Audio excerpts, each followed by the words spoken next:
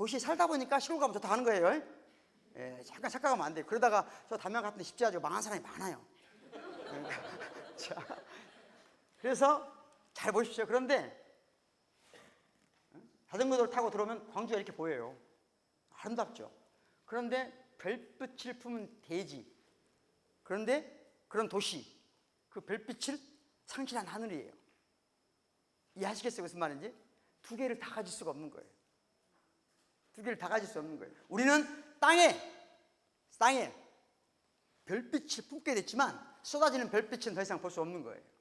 그런 도시 생활이죠. 그러니까 무조건 긍정도 부정도 할 일이 아닌 거예요. 그야말로 광주의 모습입니다. 광주의 야경 좋죠? 아름답죠? 아파트 공화국이라고 하죠. 흔히 말하는 대로. 이 책 얘기는 들어보셨습니까 혹시?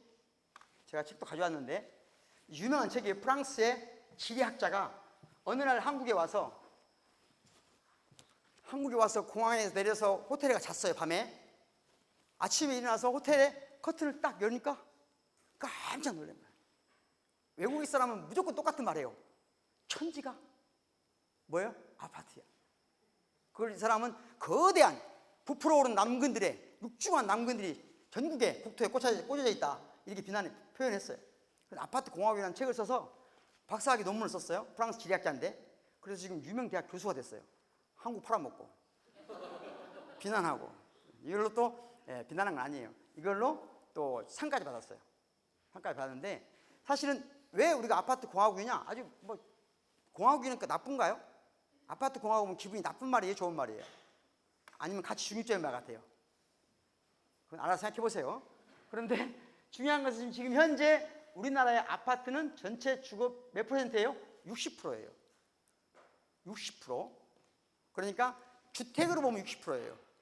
그런데 사는 사람으로 보면 몇 %예요? 50%예요. 다른 말로 하면 지금 전체적으로 개인주택을 빼놓으면 75%가 공동주택에 삽니다. 우리는 75%가 공동주택에 사니까 그만큼 우리가 공공성이 높아져야 되잖아요. 그런 것 같아요? 안 그런 것 같아요? 그래야 되는 거 아닙니까? 다 공동주택 하는데. 예, 아무튼 재밌는 것은 뭐냐?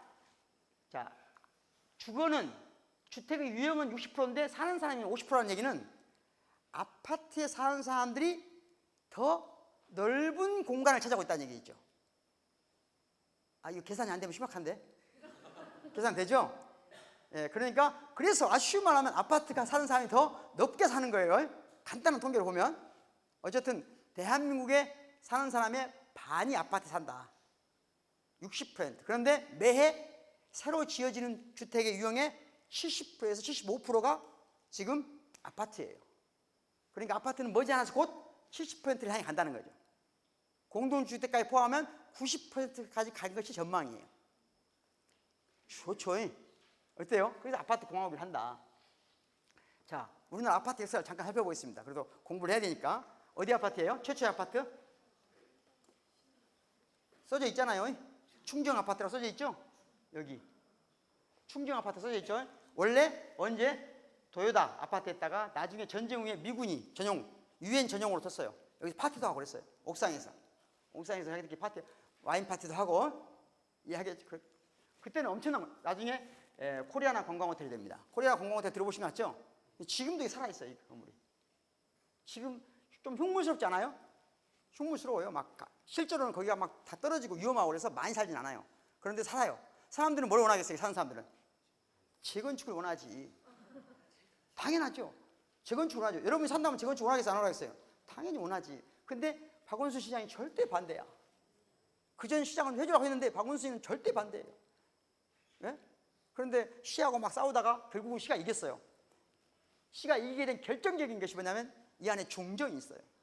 중정이 뭐예요? 가운데에 있는 정원이란 말이에요. 그러니까 최초의 아파트, 옛날에 이 아파트들은 가운데 저런 식으로 돼 있었죠.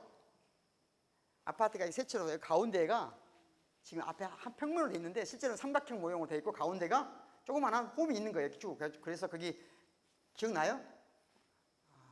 맞나요? 이런 것을 안 본 것 같아요. 홍콩 영화 때 보면 많이 나오는데. 그러니까 이것이 문화적 가치가 있다고 해서 재건축 허가 안 하고 버텨서 저걸 문화적으로 살아남은 거예요. 고통은 누가 받아요? 사는 사람이 고통받겠죠.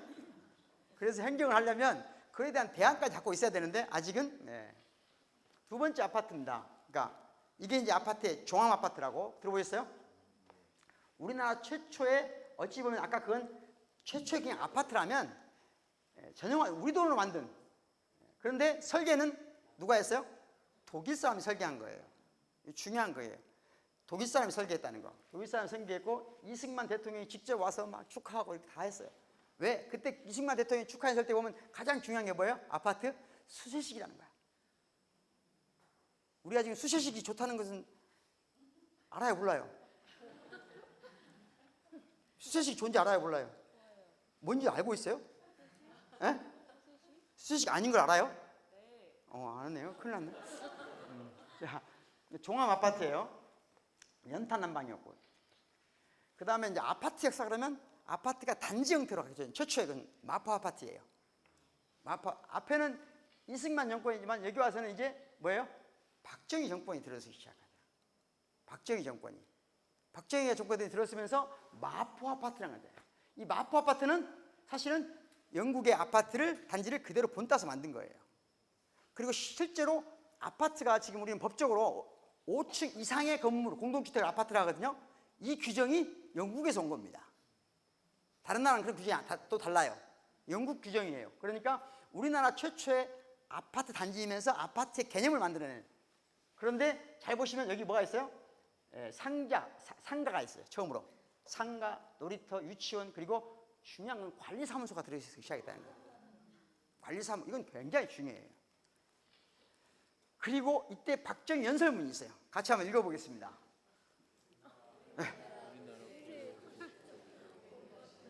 우리가 박정희 말을 할 필요는 없죠. 자, 그러나 잘 보시면 알겠지만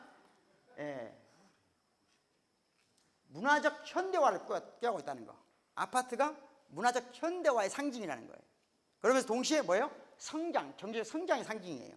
실제로 그걸 보여주는 거 뭐냐? 이게 지금 마포, 아까 그 아파트, 마포 아파트, 여기 이 아파트에 이것도 처음에 이게 하나, 둘, 셋, 넷, 5개, 6개가 있죠? Y자로 된 거. 이걸 먼저 줘요. 62년도에. 아까 62년도 써있잖아요.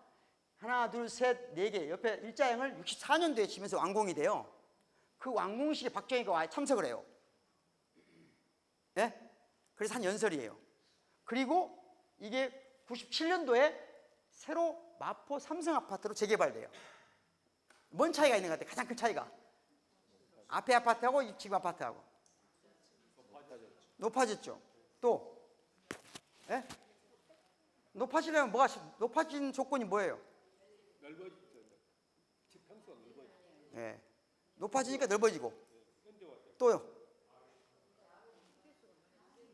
틈이 없는 거죠, 틈이. 빈 곳이 없는 거예요. 앞에 아파트는 빈 곳이 많잖아요. 예? 그죠? 뒤로 가면 빈 곳이 없어요. 이건 굉장히 중요한 문제예요. 나중에 시간을 좀 빨리 해보죠. 변한 것은 그렇다. 마포 삼성 아파트, 지금 화물 차량 통행 금지라고 써졌는데 화물 차량을 모는 사람은 마포 삼성 아파트 살 수 없다는 얘기인가요?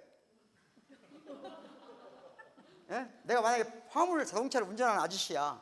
그럼 마포 삼성 아파트를 내 집인데 들어갈 수 없네. 참 신기하죠. 아무튼 이 우리나라 아파트 단지라고 하는 것이 아까 마포 아파트에 처음으로 생긴 건데, 이게 중요한 것은 자족도시 개념이에요. 스스로 자족하는. 이걸 원래 근린 주거 이론이라고 페리라는 미국 사람에 의해서 만들어진 이론이에요. 이것에 의해서 우리가 근린공인 한번 들어봤죠? 근린 주거 이론에 의해서 아파트 단지가 만들어지는데, 그 아파트 단지의 핵심이 뭐냐? 초등학교예요. 초등학교 하나가 들어서게 하는 것이고, 초등학교는 가운데 둔다는 게 원칙이에요. 이건 중요한 얘기돼요. 어찌 보면 아이들을 보호한다는 의미도 있지만, 다른 말로 하면 뭐예요? 아이들을 완전히 가둔다는 의미예요. 그러니까 초등학교 내내 단지를 벗어나지 않고 살 수 있는 거예요. 그렇게 구성되어 있다는 거죠.